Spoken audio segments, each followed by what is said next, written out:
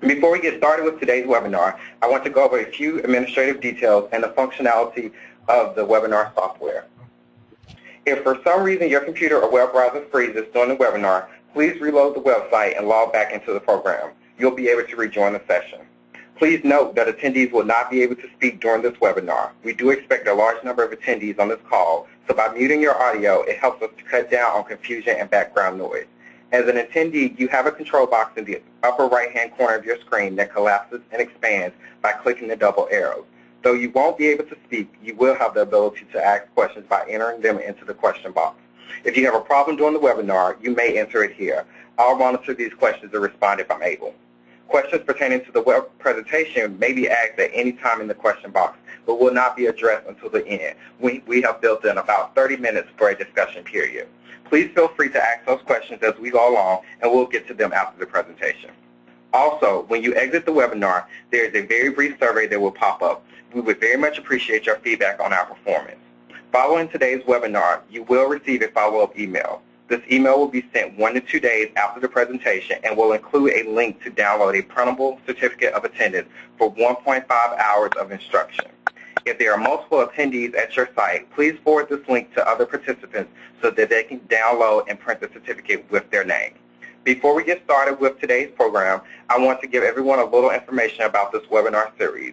The goal of the Designing for Pedestrian Safety webinar series is intended to help communities address pedestrian safety issues through design and engineering solutions. Modeled after the Federal Highway Administration and PBIC's in-person training course, Designing for Pedestrian Safety, this free webinar series will cover topics ranging from sidewalk design to road diet. The next webinar in the Designing for Pedestrian Safety series is scheduled for Monday, September 27, 2010 at 2 p.m. Eastern Time. This webinar is entitled Signalized Intersections with Michael Mull, who is president of Liverpool Streets. Please visit www.walkinginfo.org/webinars to register for this webinar and future ones in the Designing for Pedestrian Safety series. The 8-part series was developed by the Pedestrian and Bicycle Information Center, a national clearinghouse of pedestrian and bicycle-related safety information and resources. We offer information and technical assistance to diverse audiences about health and safety, engineering, advocacy, education, enforcement, access, and mobility as it relates to pedestrians and bicyclists. The PBIC and today's webinar are both made possible with funding from the United States Department of Transportation, Federal Highway Administration. Today's webinar will also be archived and available for download on our website at www.walkinginfo.org/webinars. In addition to these webinars, PBIC offers 4 different in-person training courses to provide technical assistance to professionals and community members in developing pedestrian safety action plans and improving conditions for walking. These courses can be found at walkinginfo.org/training. All right, and at this time, I'd like to have John and Keith tell us a little bit about their background. John, would you like to go first? Okay, thank you, David. Yeah, I'm a traffic engineer by trade, PTOE, Professional Traffic Operations Engineer. I worked for the City of Chicago for 30 years as a city traffic engineer and ended up Commissioner of Transportation. And since 1992, I've been working with T. Riley International as their Chief Traffic Engineer, but I also bring to the table a lot of experience with a lot of national committees. I've been on the AASHTO Green Book Committee. I was one of the principal authors of the AASHTO 99 Bike Guide and the principal author of the 2004 PED Guide.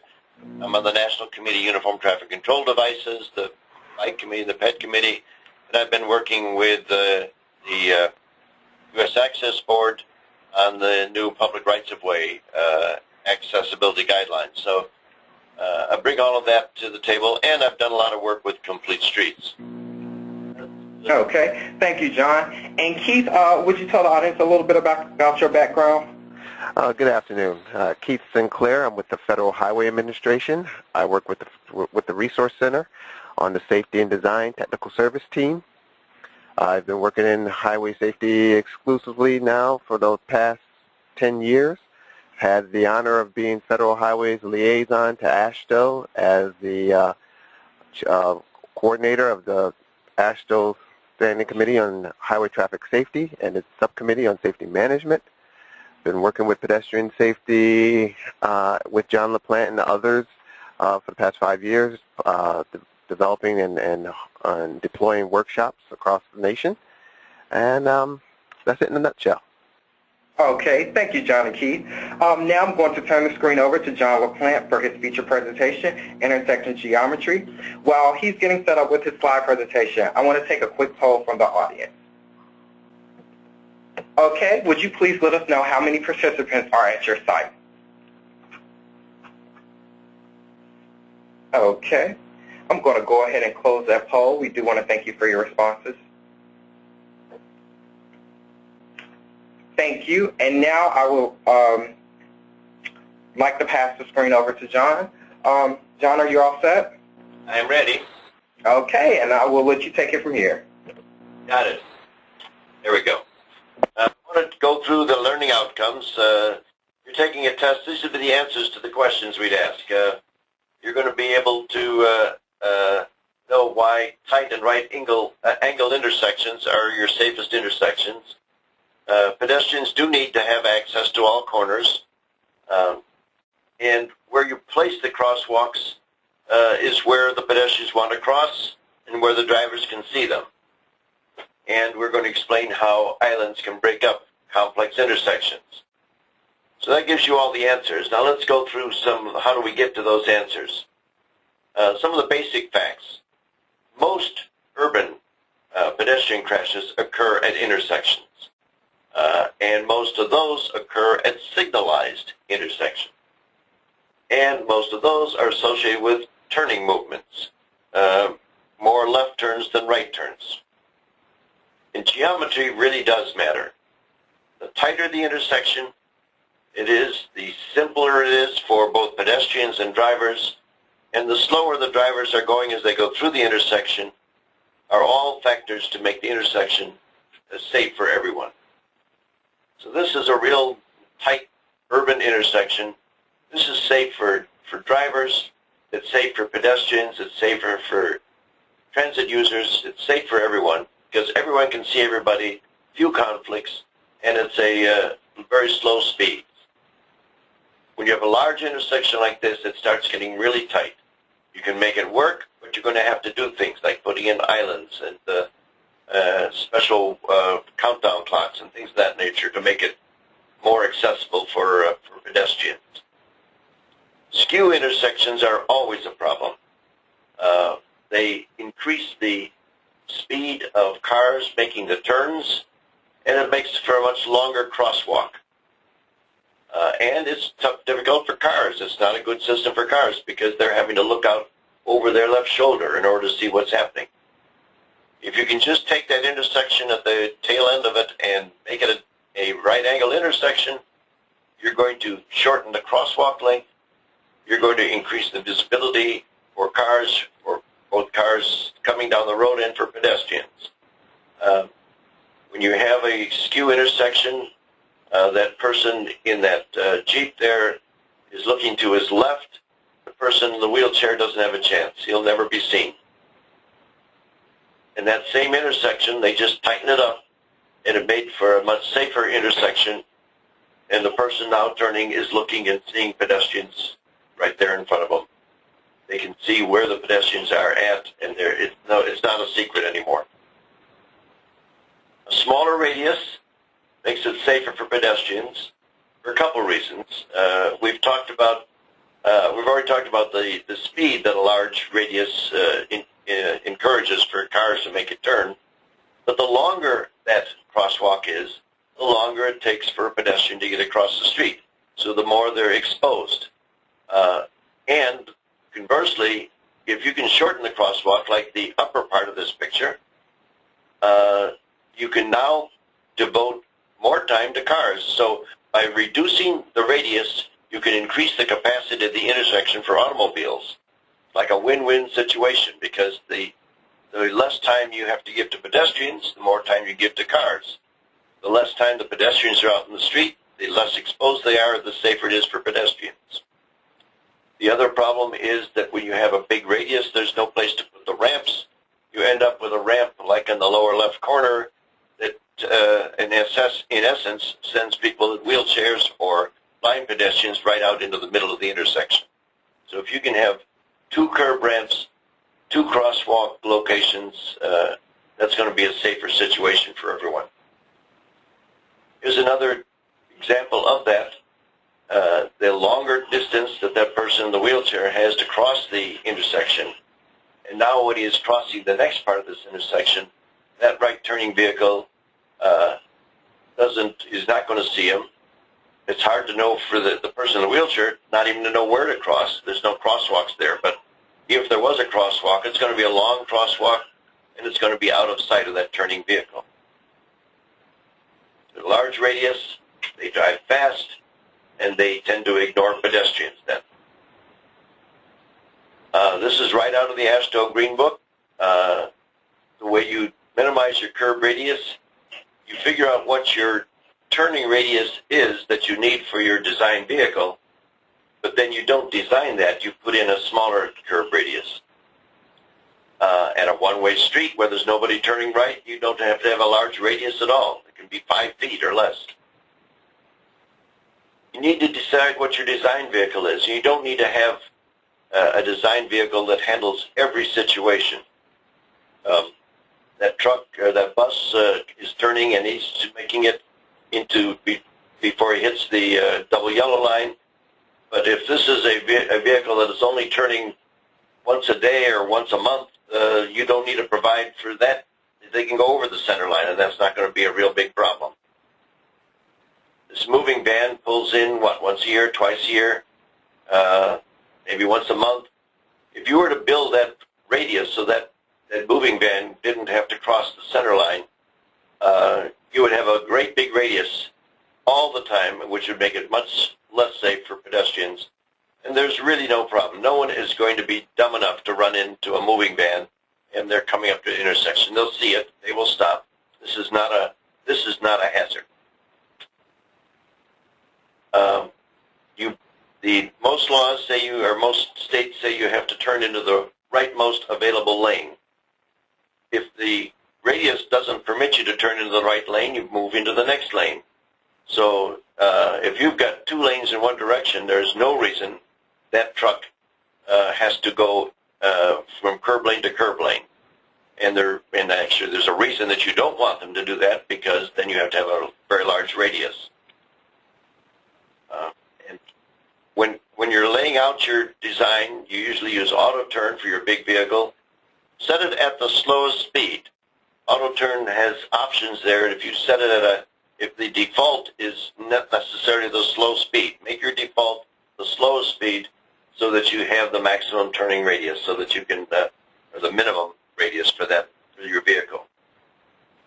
So this is an example of that, and here you can see a single unit could actually turn into, turning into a one-way street, 2 lanes going that same direction. The single unit vehicle can turn into the rightmost lane, but a WB50 or a larger vehicle is going to turn into the second lane, and that's just fine. In terms of crash reduction factors, and you'll be seeing this a lot, the crash reduction factor for large turning radii has not yet been determined.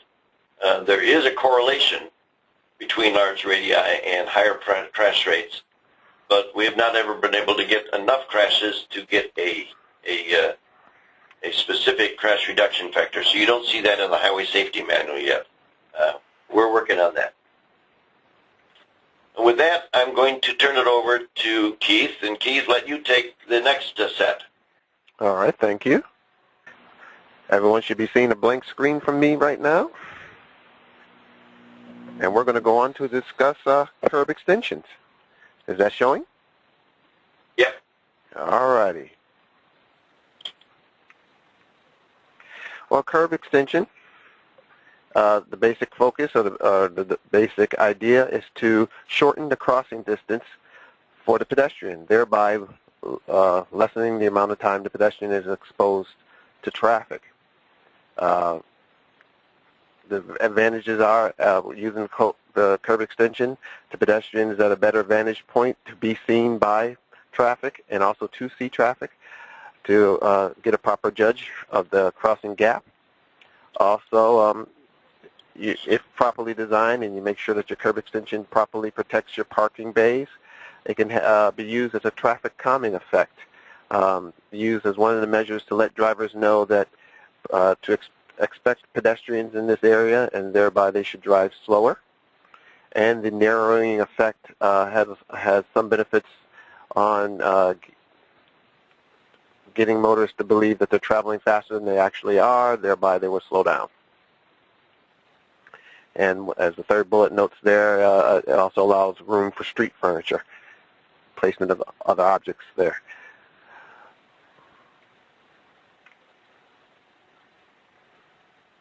This slide illustrates what I mentioned in terms of visibility, with the pedestrian at the base of the ramp waiting to cross. They have a better view of oncoming traffic, and oncoming traffic has a better view of the pedestrian.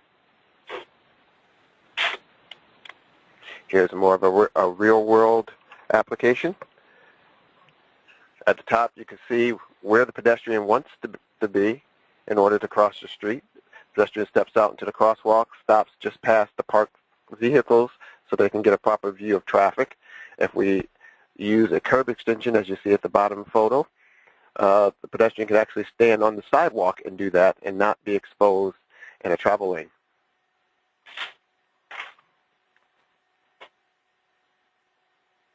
Again, another illustration of what John mentioned earlier. With a large turning radii, it allows for much higher speed turns, right turning movements.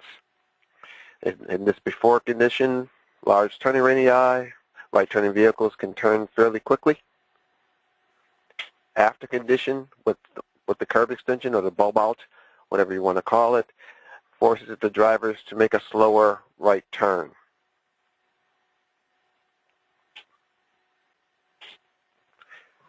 One of the great benefits of the curb extension is that it has a positive effect on the likelihood of drivers to yield or stop, depending on what your state laws are, for pedestrians in the crosswalk.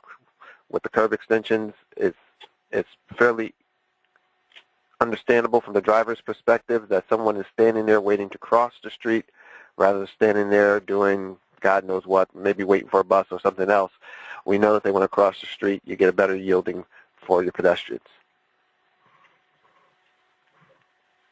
As I mentioned earlier, with the curb extension or bulb out, you can provide a space for various types of street furniture, be it public art, some vegetation, some flowers, newspaper boxes, bicycle parking. Could be a good place for a bus stop or an extended transit stop there. And as the bottom corner there, you see some trees and other vegetation. But with all, when you're placing objects within the curb extension, you have to keep in mind the sight lines of the vehicles and the drivers. They have to be able to see and to make proper gap judgments and also be able to see pedestrians waiting to cross the roadway.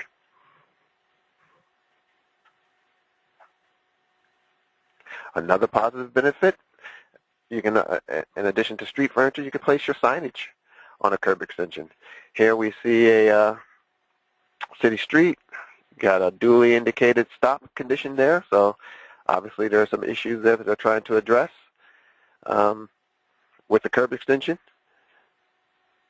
you can move those signs in so that it becomes more visible to the drivers that this is a stop condition. So in addition to being a benefit to pedestrians, it's a benefit to motorists.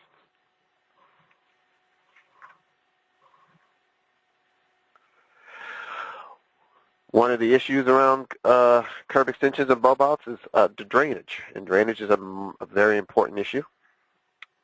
First thing in roadway design, drainage, drainage, drainage. So you have to make sure that you adhere towards your normal inlet designs and your normal drainage runoff. This picture shows the ideal condition where we have a nice curb line and already an inlet in place. But in most cases, you may not have that, So some solutions you can use. In this case, we're using a slot inlet. We've added on a bubble, a curb extension to our existing sidewalk, but we put a slotted drain on that extension to allow the rain runoff to flow down and right into the normal gutter path. Also, you see here that the curb extension allowed us to move our fire hydrant out and other street furniture. An alternative to slotted drain is you can maintain your existing curb and gutter and just build sort of islands, curb extension islands. One issue with that, though, is that open area there can be a tripping issue for pedestrians. Also, it can tend to trap debris, clog up there, which will affect your drainage. And in the northern climates or any climate that gets snow, you have a snow removal issue in this area. So another solution to that would be, again, design your island like that, but sort of bridge the gap with a plate, which allows the underneath to still be open for drainage. Cuts down somewhat on the debris being trapped in there and helps with the snow removal.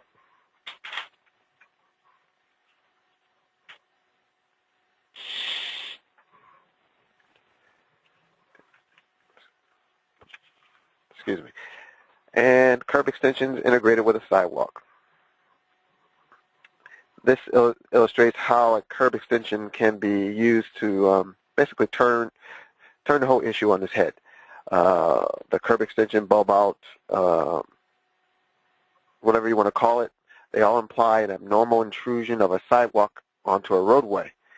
But in this design, a properly designed curb extension and bulb out can be used to visually narrow down the roadway.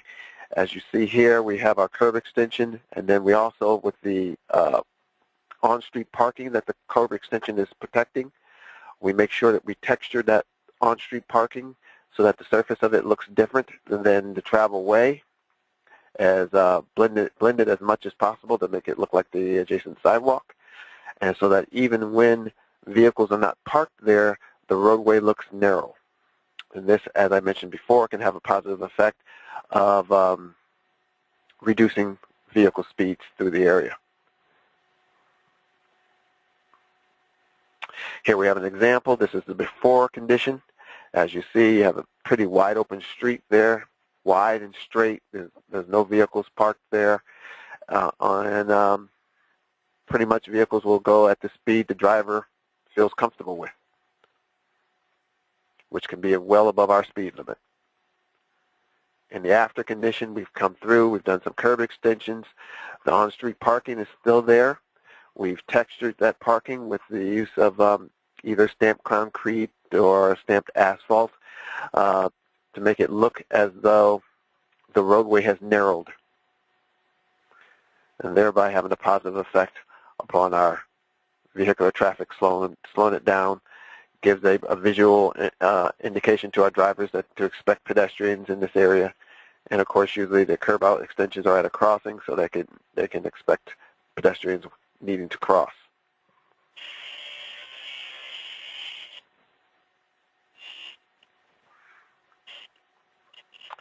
Usually this is where we go through some past learning objectives, but it might be the first time we mentioned it today. Two important aspects of a crosswalk. What's the purpose of a crosswalk? One, to tell pedestrians where we expect them to cross, where we want them to cross, where we've put in our design safety measures for them to cross. And two, to tell drivers where we expect pedestrians to cross. So it's very important that whatever crosswalk striping, painting details you use, that they're highly visible to both drivers and to pedestrians.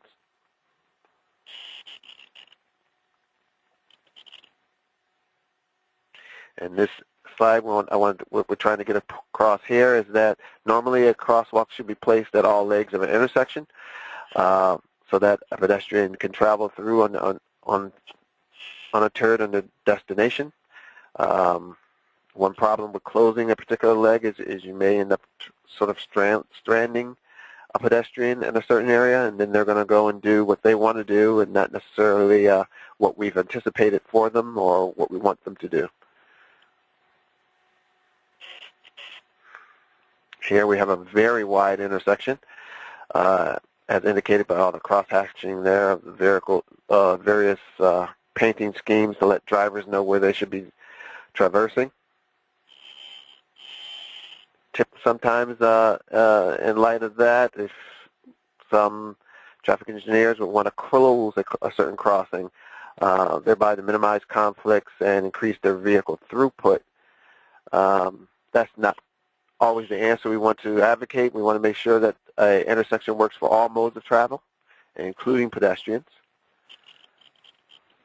So we want to make it pedestrian friendly.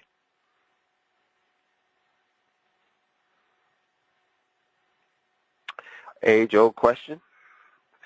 Down in the right-hand corner, you have our able-bodied gentleman carrying his musical instrument. He wants to get across and meet his fine companion across the street, who happens to be a ballerina.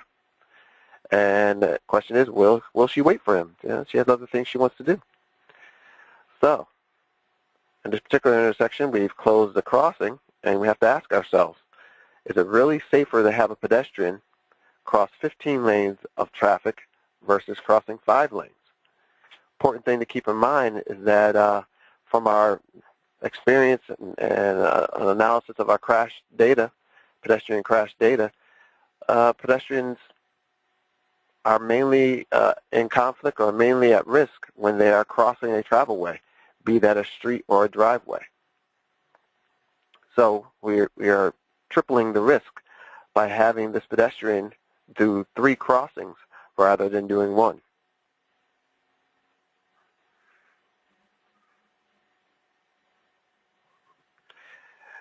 As with many things in life, crosswalk placement requires balancing of many goals and desires. You got to balance the pedestrian throughput needs with the vehicular throughput needs. There are many schools of thought of where to place a crosswalk. You have your placing by the shortest crosswalk length. You want to minimize your crosswalk setback. You really don't want to divert a crosswalk from the desired pedestrian path to reduce out-of-direction travel. Pedestrians normally won't go out of their normal path of travel. You want to provide good sight lines between the pedestrian and the motorist, as I mentioned earlier, and proper right ramp placement. You want your ramp to be entirely contained within your crosswalk. And as John mentioned earlier, 2 ramps are preferred whenever possible. So let's examine a couple of slides. Here we have more of a direct crossing, more of an ideal situation. You have 2 ramps at each corner, a direct line of sight crossing, and a short crossing distance. The small corner radii allows for a short crossing distance.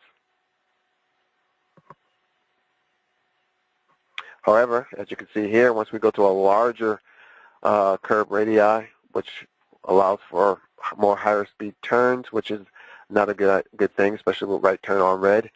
That can be an issue with pedestrians crossing. And then also,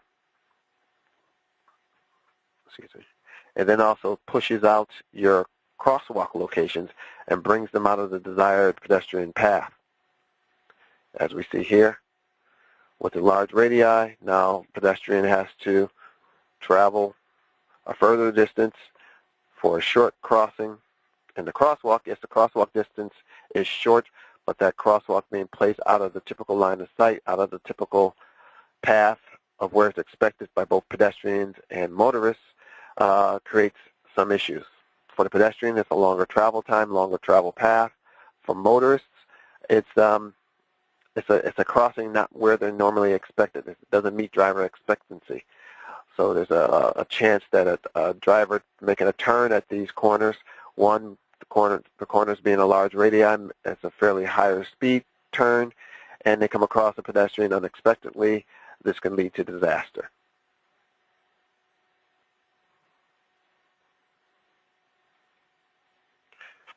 And this slide illustrates what I just said. Single ramp placement on a large radius cross curb. You can try to design it with a single ramp.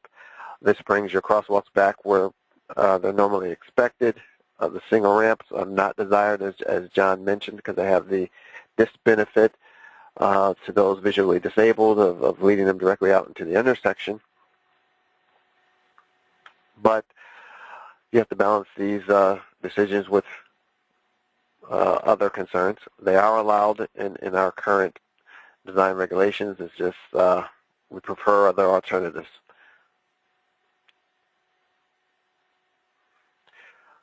So balancing the goal works best. A slightly smaller radius curve there, allowing us to use the 2 curb ramps per corner rule. Slight setback, but not too far out of the desired path length and not outside the visual path length or direction. Clearly visible for motorists and pedestrians of where the crossing should be and where to expect pedestrians to cross. 3-foot curb exposure between the ramps allows them to be close together, so they will fit in on the corner there. There are many templates out there and many design manuals that can show how to properly fit these 2 cuts side by side.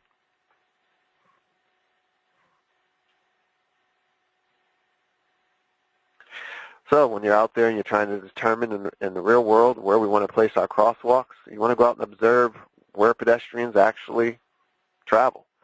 In this picture here, we show our crosswalk is placed back out of the line of the normal pedestrian path. It's kind of hard to see the crosswalk.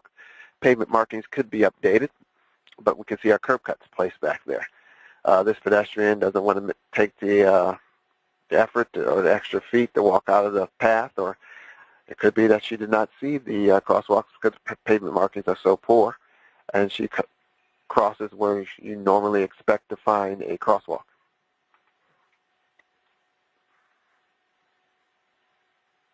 Here's a highly busy corner in an urban area, Philadelphia to be exact, and you have the question of, well, where should I place this crosswalk?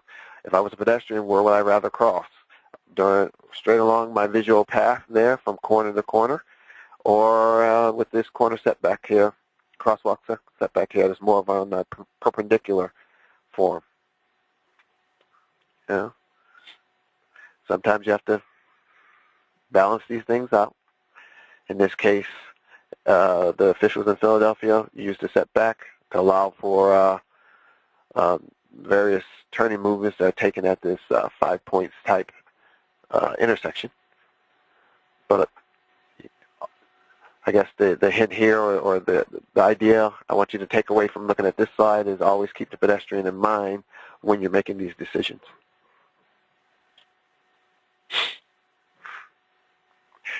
And as always, when in doubt, paint it out. If you have an area where you're going to have a large number of pedestrians coming from various different directions, wanting to cross at one location, there's no reason why your crosswalk has to be limited to a rectangle. You can paint it out to accommodate the width as necessary, as evident by your pedestrians in the field. So. And with this, I'm going to turn it back over to John. And I believe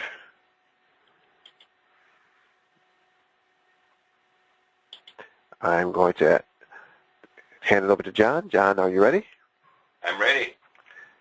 Here it comes. Okay.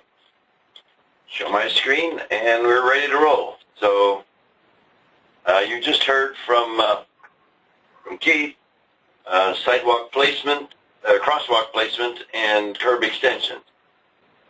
We're going to talk now about Pedestrian Islands. And this is the benefits of Pedestrian Islands are that they separate conflict and decision points. These are, if you have a large number of vehicles that have large turning radii and you can't fit them in allowing them just to turn within the crossing, then you may have to put in a larger radius. But if you're going to put in a large radius, then having a pedestrian island, a porkchop island as we call it, makes sense. And it separates the conflicts and decision points. It reduces the crossing distance because now you cross to the island and then you cross just a straight short crosswalk across the remaining streets. You can improve your signal timing by doing this, by having a separate phase for your right turns. And it does reduce crashes. A 29% reduction in crashes, in pedestrian crashes, when you go to this kind of a crossing situation. This is back to Philadelphia again. Can you imagine this intersection if you didn't have an island there for pedestrians to cross to? It wouldn't work for anybody. When you're putting in your design for your intersection, your right turn lane, you don't want to have, the old way is to have just a continuous radius. The problem with the continuous radius is that the vehicles go around that radius faster. They cannot see the cars coming. After they've made their turn, they have to turn their head way to the back, and many drivers can't even do that. Older drivers, they can't even turn their head that far. And the pedestrians are no longer in front of them. So the new idea is to put in a soft radius and then put in the sharp radius right at the end, which makes it for a tighter angle where they actually come to the intersection so they can see cars better. They can see the pedestrians better. Everybody's right in front of them. And this is a detail of that design. You'd like to have the crosswalk be one car length back so the car who is stopped waiting for traffic to clear on the street that he's turning into doesn't block the crosswalk. But you want to have, and then it just shows all the other elements there. A long radius of a large 150 to 175 radius, followed by a short 25 to 40 foot radius, depending on what you need to allow your vehicle to turn, again, not into the rightmost lane, but into any lane. If you want to know where to put your islands, wait till it snows. Or in places that don't snow, you'll be able to tell by your tire tracks where there's an obvious place to put an island. This is one location where if we had put the island as shown with Photoshop there in green, there would have been a shorter crossing for everybody. It would have been safer for everybody. It would have been a much more obvious way to cross the street. So instead of here. Do you mark this crosswalk? And the answer is yes. You always mark the crosswalk out to the island as well. Because the pedestrians need to know where to cross. The motorists need to know where pedestrians are going to be crossing. In this particular case, I'm not sure that's the best place to put that crosswalk, but that's where the ramp is, so that's where the crosswalk needs to be.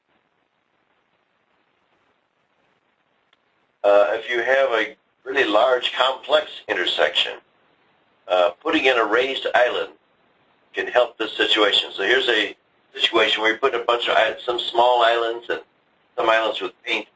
And then again, through Photoshop, we've gone in and showed what we could do by putting in some raised island, giving a safe place for pedestrians to wait, making it obvious where they cross from one to the other, and separating out the conflicts between the pedestrians and the drivers. And then we've consolidated two crosswalks into one at that point. So there's only one crosswalk across the right turning vehicle. The other thing we can do then is move the stop bar up. Stop bar doesn't need to be as far back.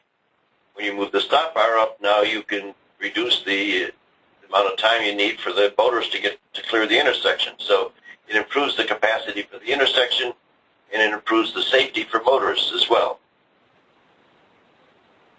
When you're doing an island, you need to make it accessible. And so we prefer to do a cut-through rather than have ramps going up and down and up and down. You do need to put in the truncated domes at the point where it hits both the turning roadway and the through roadway, so that someone who's blind knows that they have now on an island, and then when they come to the end of the island, they know they're not going to be crossing the street again. and you'd like to have that space be at least 6 feet wide so that people can pass one another, they can wait, people in wheelchairs can pass. If you're going to have ramps coming up and down, you need to have an area up at the top that's at least 48 inches level so that someone in a wheelchair can get their balance before they start down the next ramp. This is not okay. I'm not sure how a person in a wheelchair would actually survive trying to get across there. There'd always be one of their wheels would be off the ground and it would be starting to spin around. Not good. When you have a median nose out there and you've got the crosswalk is the person in a wheelchair is obviously got to roll out into the street in order to get around that nose. On the right side, they've brought the nose back some, and that makes it acceptable. Another alternative would be to keep the nose out there and then put a cut through the median. You do have a porkchop island. You have your crosswalks out to the island, but on the island on the right, they have put in a whole slew of boxes and other devices right at the point where the crosswalk really should be, to cut it straight across. So that the crosswalk should go across that turning, or that right turn slot, straight across instead of at an angle up at the top.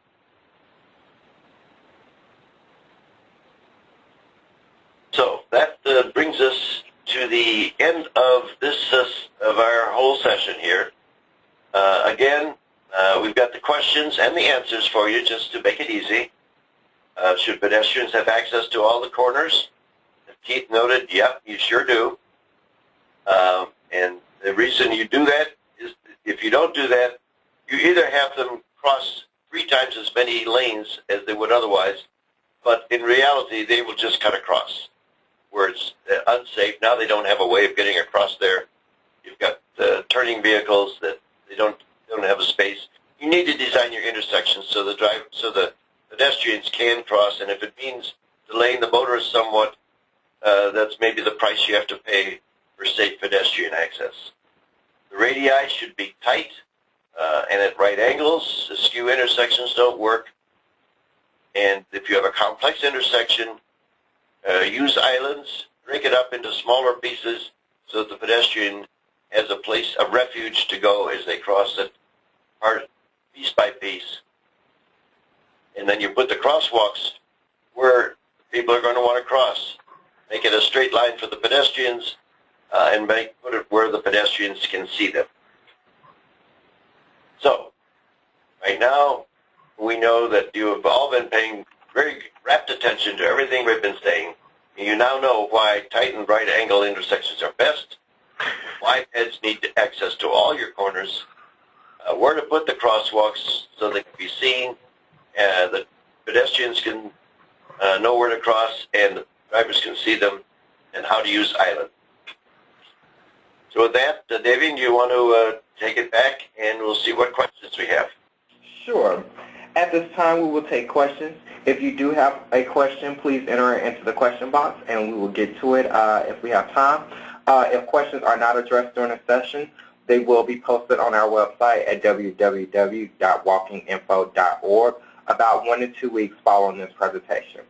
Okay, and I'm going to address our first question. The first question asks, why do pedestrians cross upstream from the signalized intersection? That's a good question, and I do it myself sometimes because it's safer. Or at least it may appear safer, and sometimes it is safer. At an intersection, when you are crossing the street, you have to look for cars coming at you on the cross street, but also cars turning from behind you, turning right, and cars turning left from the other direction who may or may not see you. And those left turners are the ones that where most pedestrians get hit.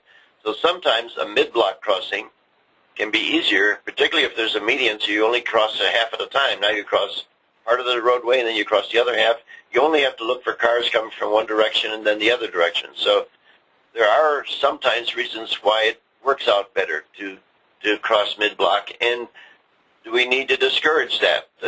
Sometimes you do, but sometimes if it's not a problem, don't make it into a problem. John, I would also add that you also have to keep in mind that pedestrians come from all over the world, and in other parts of the world, they train their pedestrians across differently than we train our pedestrians across in the U.S. Some areas encourage or train pedestrians across mid-block rather than at an intersection. So keep in mind the demographics of your area when you're working. As far as I can tell, we've never been able to train our pedestrians to do anything. All right, our next question asks, and I think this may have been addressed after the question was posed, but the next question asks, are smaller radius able to accommodate truck turning movement? Yeah, and that's where you need to sit down and figure out, number one, what is your design vehicle? Do you need to always be able to turn a WB50 at every intersection in every direction?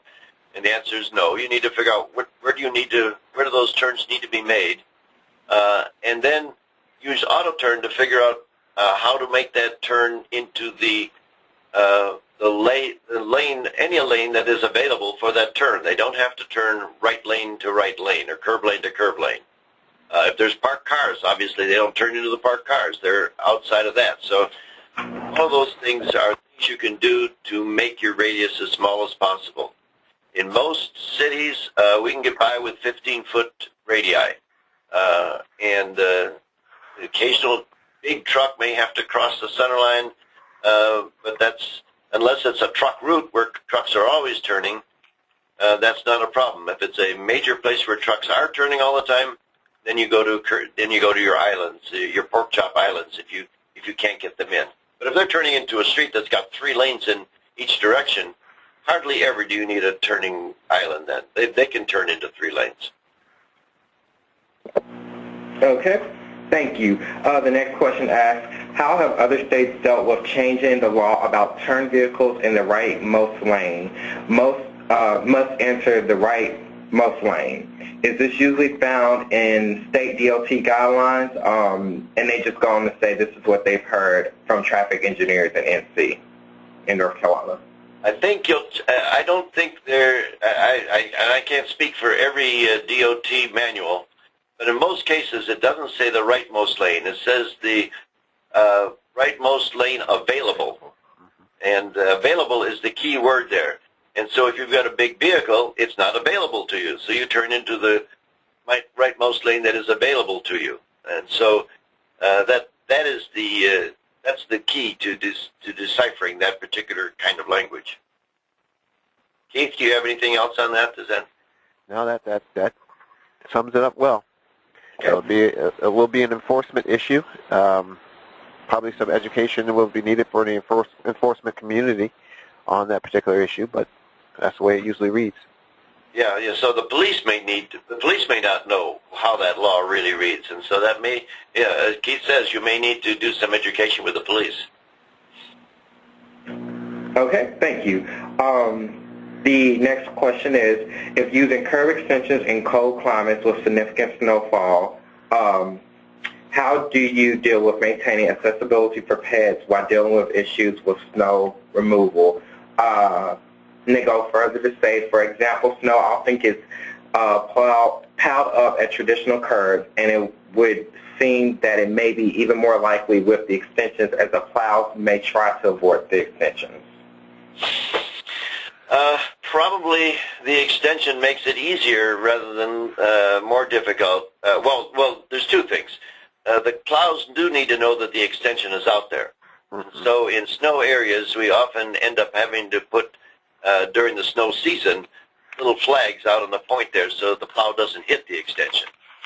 Once the plow knows the extension is there, he is now plowing right up across the crosswalk instead of 3 or 5 or 10 feet out from the crosswalk. So it is clear right up to the crosswalk. Now, often they will then plow right across the walk, and somebody needs to clear that plow furrow that's left there. Mm-hmm.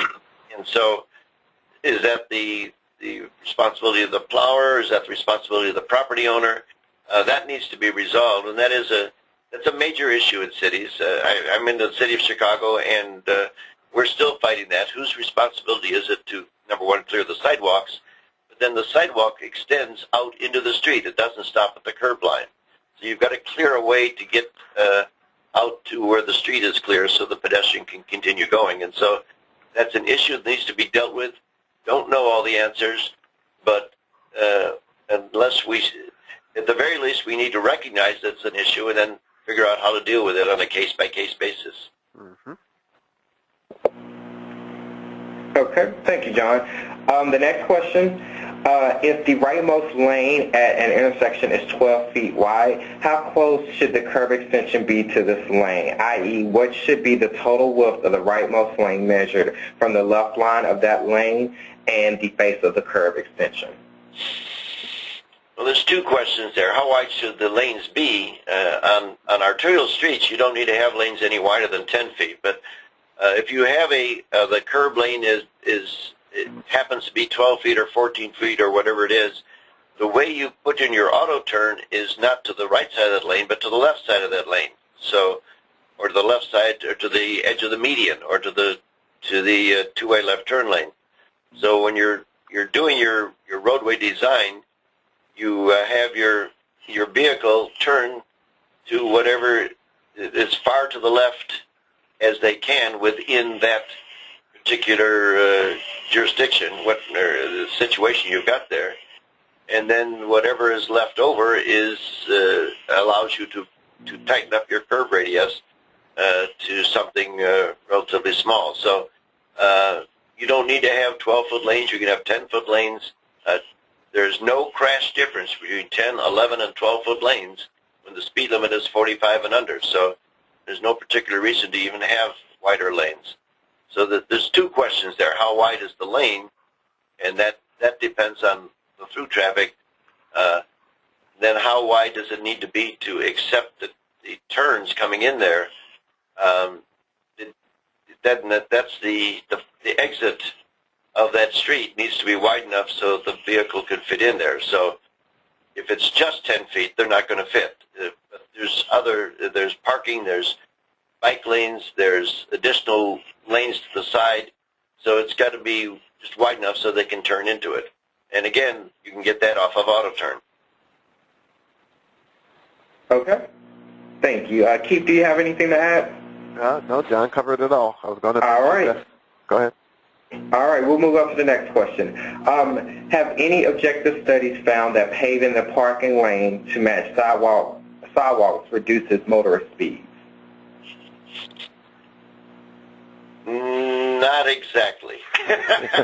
To some extent. Yeah, Keith, do you know, I know there's been some studies done by a fellow from the University of Connecticut. His name I'm not right. I can't remember the name. We found, those studies have found some benefit, but it's not a clear or straight correlation between doing it and speeds drop immediately. It's more of a subjective, based upon subjective responses from motorists filling out surveys of how they felt when they were driving through that area. But there are some more ongoing studies to get a definitive number. Yeah, Norm is his first name, and I can't think of his last name, but he's done some studies in terms of parking, in terms of streetscaping, in terms of curb bulb outs, things of that nature, and they all kind of add up. And there's no one thing, but making the street look narrower will in fact get a driver to slow down and to be more alert as they drive. So crashes go down on those kinds of streets. Complaints may go up because it makes a driver more uncomfortable, and that's what we want them to be, uncomfortable. So you may get more complaints, but you should see a marketable improvement in driver looking behavior and hopefully speed reductions, slight speed reductions. Right. Thank you. Okay, the next question asks, does the MUTCD discuss the extra crash risk in crossing time incurred by peds when all crosswalks at an intersection are not open? No. There's nothing specific in the MUTCD about that. There's no specific recommendation. The MUTCD will tell you how much time you need to give for pedestrians to cross at 3.5 feet per second, and obviously the shorter the crosswalk, the less time you have to give to the pedestrians.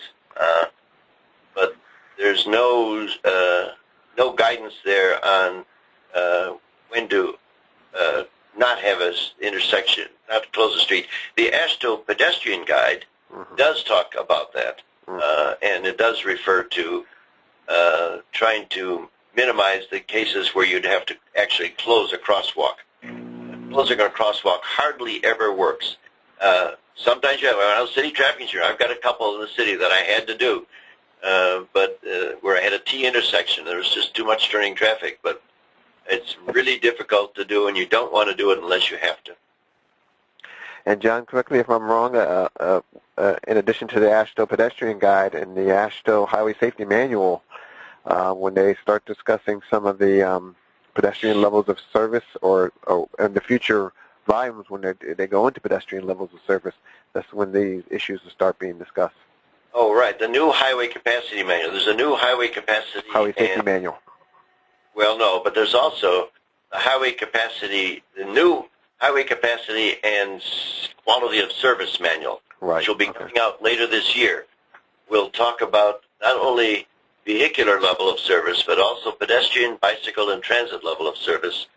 And the pedestrian level of service is both for walking along a street and at an intersection. And in that case, the level of service for pedestrians would, in fact, go down if they couldn't make all their crossings. That's something you're going to have to be doing probably starting next year. When instead of you're doing a roadway design, you don't just do your vehicular level of service. You're going to have to do everybody's level of service. Okay, thank you. Okay, we'll move on to our next question. The next attendee has, it's kind of a comment and question. So he just wants your opinion.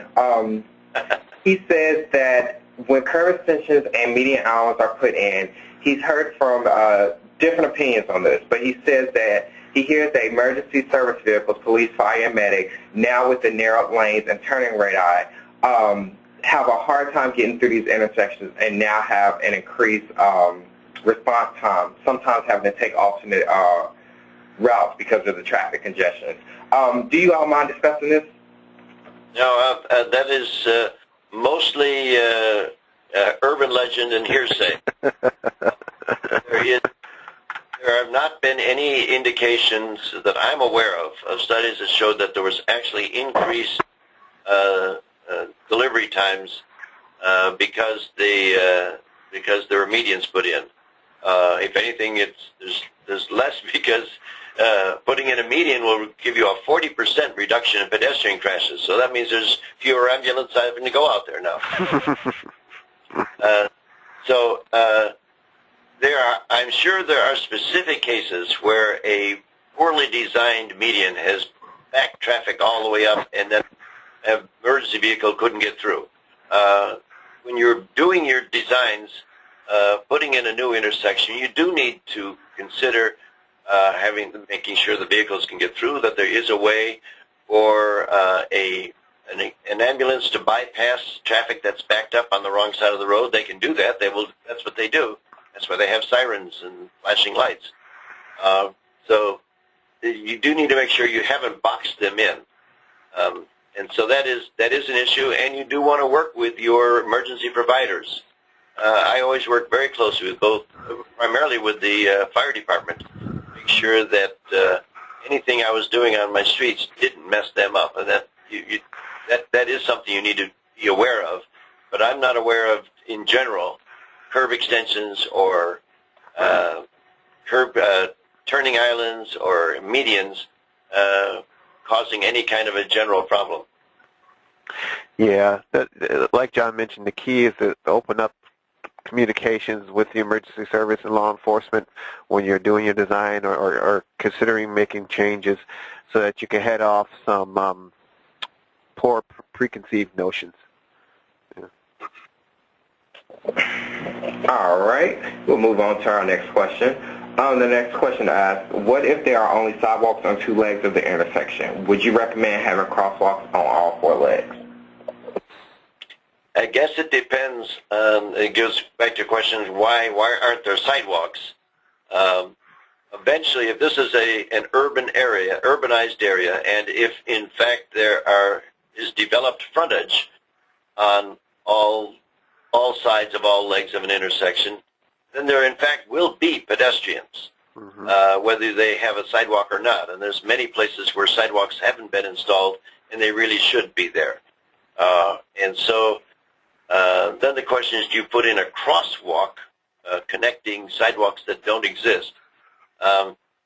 Normally what happens when you go in and you're putting in your curb ramps, you want to make sure you have your ramps available so that when the sidewalk comes in and the crosswalk does come in, you don't have to tear up the street again. But you don't necessarily need to put a crosswalk to some place where there isn't a sidewalk. Now, often I'll put a sidewalk just in the corner of an intersection, so you cross to that corner, and at least the corner has a sidewalked area, even if the sidewalk doesn't extend down the street yet. The other exceptions are if there's no need to cross there. If one side of this street is along a railroad track and there's no sidewalk along there, then no, you don't need a crossing where there's no sidewalk. But if there is a sidewalk, by definition there is a crosswalk unless you block it off, because an extension of two sidewalks across the street is legally a crosswalk whether it's marked or not. Okay. The next question asks, what's your opinion on exclusive pedestrian phases for signals at intersections adjacent to schools? I'm not quite sure what we mean by exclusive. Are you talking about like a scramble system where... They do not say. If we could have that attendee resubmit the question, then we can get some clarification and get that question answered. I can answer with the bond stance. Yeah. It's probably what they talk about is to have exclusive pedestrians and everybody stops. And that usually doesn't work, but there are exceptions. There are times it works if there's not very much traffic. In a downtown area, it hardly ever works. It worked in downtown Denver for Barnes. I put it in originally, Henry Barnes, back in the 50s, I guess. He did it in Baltimore, and it didn't work there, and you did it in New York City, and it didn't work there. And so if you have too much traffic, it just backs it up. And the pedestrians don't necessarily pay attention to it, because if you have an exclusive pedestrian system, what that means is you have all the traffic going one direction and no pedestrians, all the traffic going another direction, no pedestrians, and then you have a pedestrian phase. Well, to get the pedestrians to wait during those other two phases is almost impossible, so they don't. And so you may not gain anything by that. The places that it works a lot is, the places that I've seen it work are some college towns where you have lots and lots of peds going in lots of directions and not that many vehicles. And even then, what you do is you allow the peds to go with the cars going in one direction, then the other direction, and then you also throw in an exclusive system. Ped phase allows them to go in every direction. But if it's going to break down break down the automobile traffic, I don't think I'd be in favor of it. Okay, and we did have that attendee said that yes, they were talking about the all-walk scramble system. Yeah. Okay. All right. The next question asks, what is your opinion or experience with raised crosswalks? In other words, extended speed bumps. A table of some sort? Yeah, speed tables and or tabled intersections. You don't want to do that on an arterial that has through traffic going at 30 miles an hour or faster. Right. You can do this where you do it on residential streets, not a problem. It works very well. And residential streets, as you get like a school crossing or something like that. Or if you have a downtown area that's where everybody's going 15, 20 miles an hour, and you want to have a raised crosswalk or even a raised intersection, that works all right at those speeds. At the higher speeds, what can happen is a car won't know about it. They'll hit it, they'll go out of control, and then you've created a worse situation. Keith, do you want to jump in on that one? I'm not sure I answered very well. Yeah, I agree with your answer. The other places I've seen them work more successfully is on campuses, be it a college campus or some sort of industrial park campus. But you're right, roadways with speed limits 30 and below. Yeah, or below 30. Mm-hmm. Even 30 is too high, I think, for that kind of a device. You see them used on airports. Mm-hmm. In front of terminals. That's another good place, or even shopping centers. Mm-hmm. Those work because there's all low speed and people are looking for pets. Okay, thank you. The next question asks, are pork chops a good idea on acute angle intersections? Oh, yeah. On the acute angle of a skew intersection, yes, you almost have to do that there on the acute angle. On the obtuse angle on the other side, the other two corners, no, obviously. But sometimes, if you can't, in fact, straighten out the intersection, when in many cases you can't, in urban areas, you usually don't have that option. You've got all your streets already there, and you've got a whole bunch of, got some streets at angles, and it's all built up, so you can't change the street layout. If you can change the street layout, get rid of the stupid angle. But if you can't change the layout, yeah, then putting a pork chop for that hard right turn is about the only way you can handle it, particularly if you have any kinds of even delivery trucks, beer trucks or something like that, or a school bus making a turn. Okay. The next question is, what are issues to be aware of in intersection design when there is light rail transit crossing the intersection with bikes? Boy. There's a whole new section in the new MUTCD about light rail crossings, and it's very complicated, and I'm not sure I could even get into it. It's hard to do talking. You need to have slides to show how this would work and how you lay it out. You need to have a refuge area next to the railroad, next to the crossing if the light rail is in the middle of the street, mm-hmm. So that a pedestrian has a place to wait. But it really depends on the design. There's a lot of design details that go into that. There is no just one answer. I recommend checking out the new MUTCD in terms of signal controls for light rail crossings, and I believe there's an FHWA document on light rail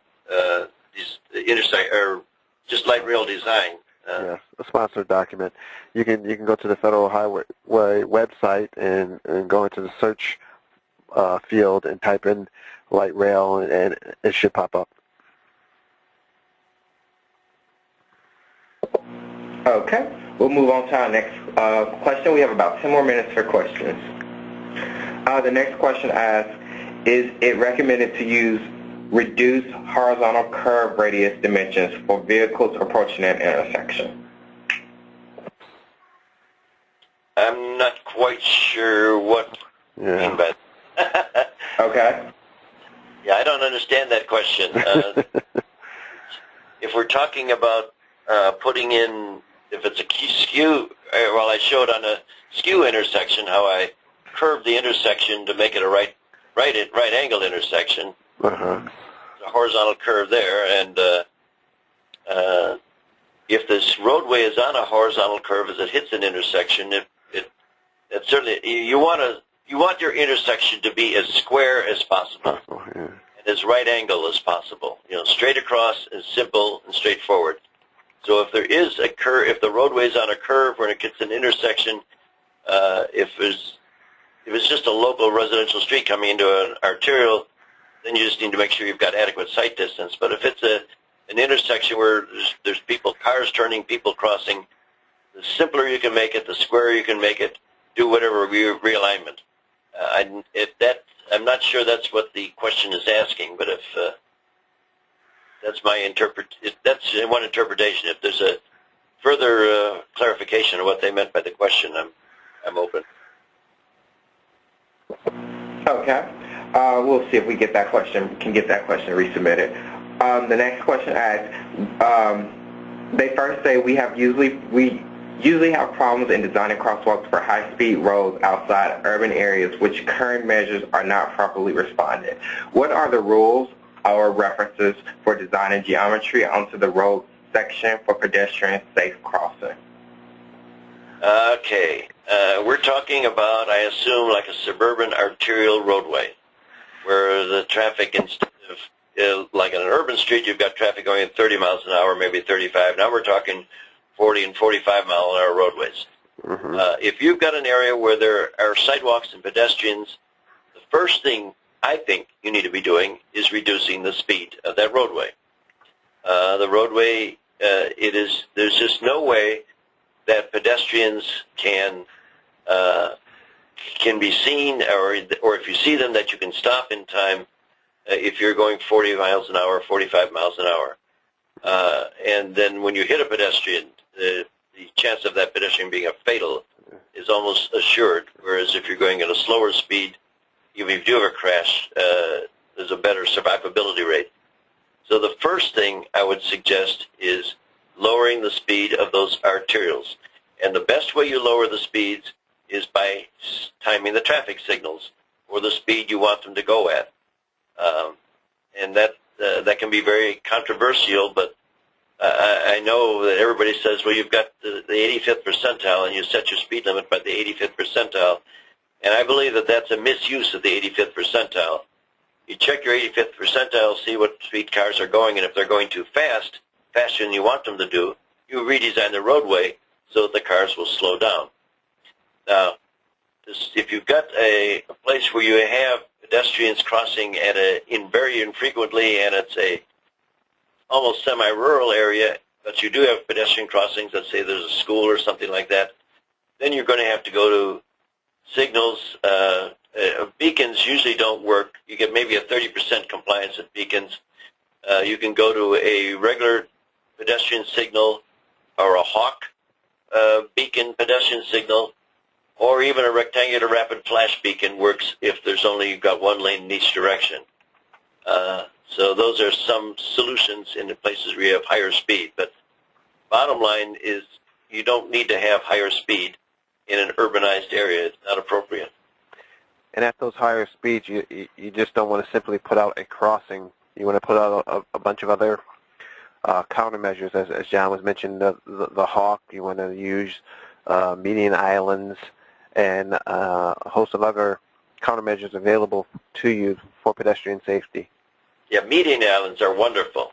You can cross half at a time, and it helps to slow the traffic down too. But that median island is a 40% decrease in pedestrian crashes. It's wonderful. Okay. The next question comes from an attendee in Brazil. They ask, when is it needed to install overpasses or underpasses? And I guess they're referring to across the intersection. Ooh. Yeah. My underpasses and overpasses are very expensive, Mm-hmm. and they are seldom used. The only way you can get somebody to use an overpass is to put fencing for a half block in either direction. Otherwise, they will not go up and over it. They'll still cross the street. If it's an expressway, well, then the whole thing gets fenced off. But if you have a street that has frontage along the street, so there are people going in and out of stores or schools or libraries or whatever, they are not going to go up and over an overpass. And underpasses are even worse because they are dark and they are places for crimes to take place. They are usually not approved by people, and also that's where all your utilities are. So they're very expensive to relocate all the utilities so you can go underneath the roadway. So I'm not a fan of overpasses and underpasses. Sometimes they work, but you need to have a high percentage of people crossing and a good way to make sure that they all, in fact, do cross. If you can get them so that the roadway, so that the people who are crossing don't have to go up and over, but the roadway ducks down and underneath it, then that works, because now it's all at the same level for pedestrians. But they're not going to go up a bunch of steps or a great big long ramp to cross the street when they can see the other side and they'll just cross right there. It's not going to happen. You just wasted your money. Thank you, and we're going to take a couple more questions. The next question is there a minimum recommended size in square feet for a porkchop island to be visible for motorists? Yeah, and I don't know what that number is, but it's in the AASHTO Green Book. There is a minimum size for pedestrian, for islands, right turn islands, square feet. And I just don't have that number at the top of my head, but it's in the intersection design section of the Green Book. I can't remember it either. Okay. Square feet, something like that. Mm-hmm. All right. The next question asks, in your opinion, what are the main disadvantages of countdown pedestrian crosswalk signals? None. None, yeah. Countdown clocks are now required with every new intersection and new pedestrian intersection that you install, or if you're going in and changing your intersection, you need to put in countdown clocks. Countdown clocks work for pedestrians. More importantly, they work for automobiles. There's a 25% reduction in car crashes by putting in countdown clocks. One of the fears initially had been that the driver would see the countdown clock.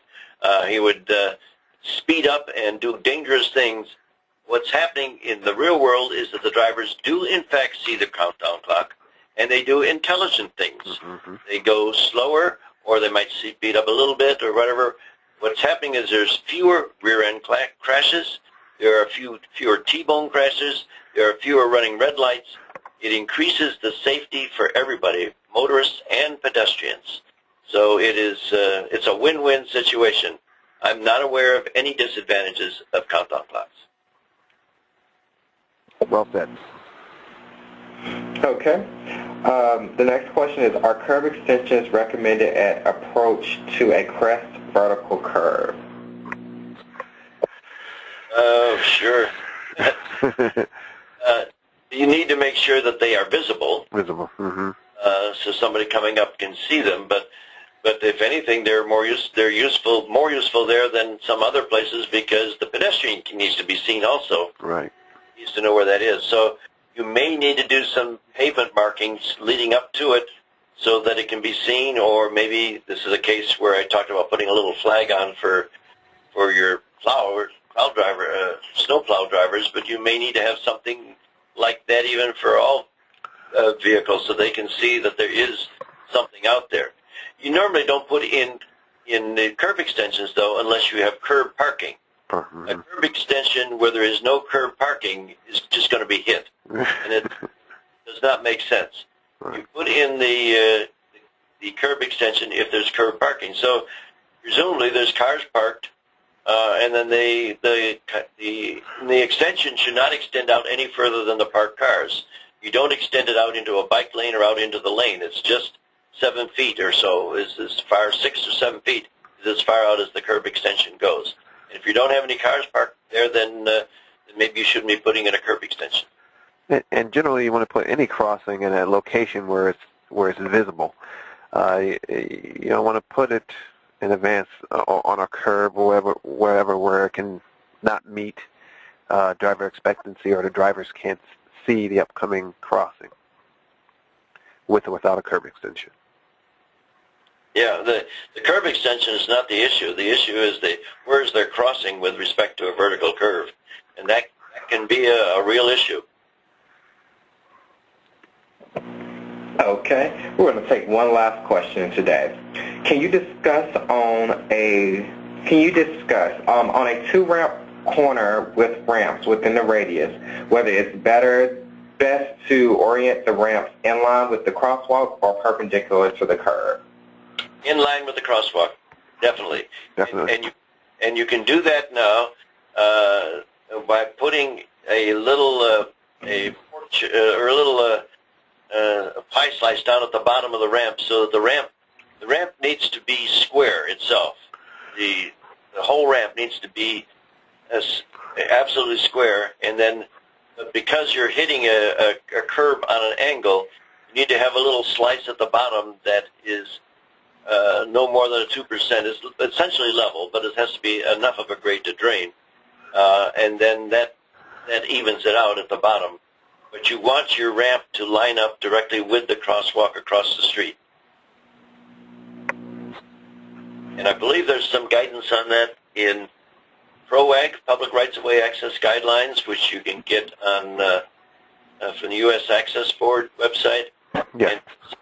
And there's another document, and I'm not sure where it is offhand, on designing ramps. There's much more detail on designing ramps. I think ITE may have done that, or maybe U.S. Access Board. Do you know what I'm talking about, Keith? Do you remember? Yeah, yes, I think it's an ITE document.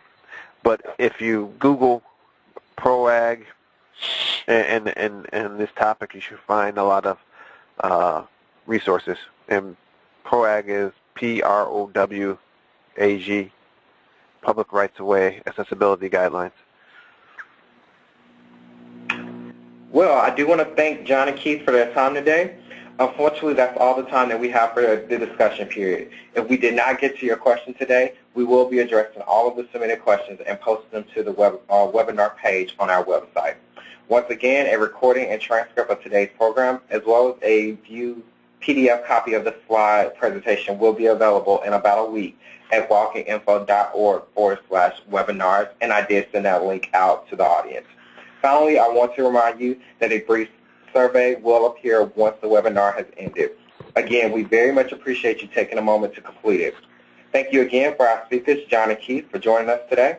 And thanks to all of you for attending today's PBIC and Federal Highway Administration Designing for Pedestrian Safety webinar. Thank you and have a great day. Thank you. Bye-bye. Thanks again.